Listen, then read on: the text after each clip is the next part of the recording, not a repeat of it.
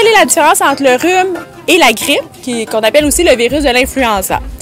En fait, s'il y en a d'entre vous qui ont déjà eu une grippe, vous savez, c'est certain que vous savez la différence entre un rhume et une grippe, parce que quand on a la grippe, une fois dans notre vie, on s'en souvient longtemps.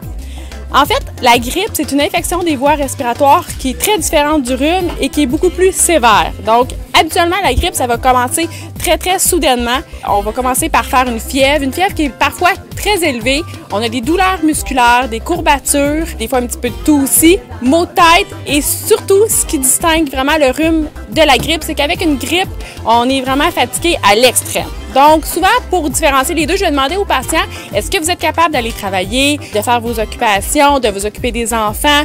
Et si la réponse est non, je ne suis pas capable de rien faire, bien à ce moment-là, on va soupçonner que c'est probablement la grippe. La grippe a des complications aussi beaucoup plus sévères que le rhume parce que ça peut entraîner des pneumonies, des hospitalisations, l'insuffisance respiratoire. Il ne faut pas oublier que la grippe fait quand même 3500 décès par année au Canada. Évidemment, ça va être surtout chez des populations qui sont plus vulnérables, comme nos personnes âgées, les enfants, les gens qui ont déjà des problèmes respiratoires ou les gens qui sont immunosupprimés. Et la meilleure prévention contre la grippe, c'est vraiment la vaccination. Moi, comme pharmacienne, je suis très fière d'être affiliée au Family Prix Jean-François Lafrance qui, cette année, a vacciné gratuitement 500 personnes de notre population contre la grippe.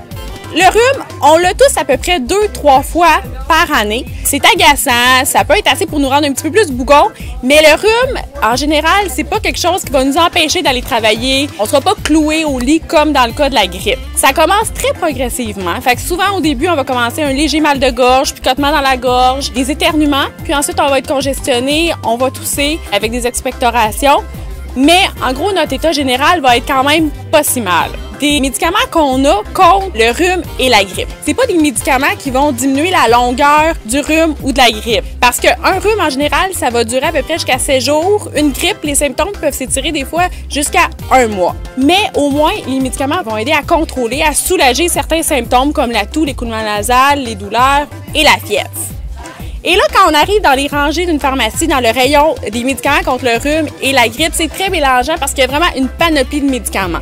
Il y a des sirops, il y a même des boissons chaudes, suppositoires, vaporisateurs nasaux, des comprimés, puis souvent même des emballages avec des médicaments qui contiennent une combinaison de produits médicinaux. Si j'ai un conseil à vous donner aujourd'hui puis que j'aimerais que vous reteniez, c'est que quand vient le temps de choisir un médicament pour soulager vos symptômes, votre pharmacien, c'est vraiment votre meilleur allié.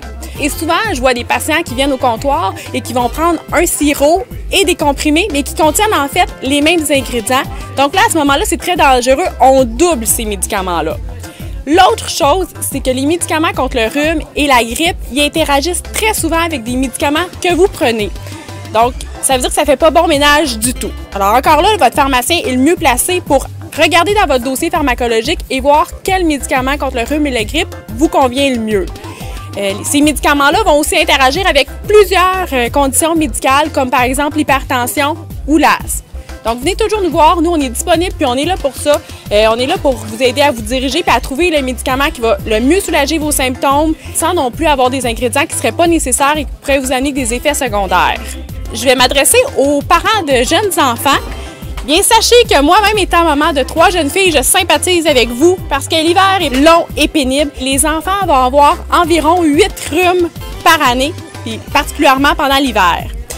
Encore là, votre pharmacien est là pour vous conseiller, pour répondre à vos inquiétudes. Et s'il y a une chose que je peux suggérer aux parents de jeunes enfants, c'est vraiment d'accorder beaucoup d'importance à l'hygiène nasale, à l'eau saline pendant toute la période hivernale. Ça a plusieurs avantages. Ça peut diminuer le nombre de rhumes et aussi les complications comme les otites et les pneumonies. Je vous invite aussi à passer au Family Prix pour venir chercher gratuitement votre brochure PSST sur les petits bobos d'hiver.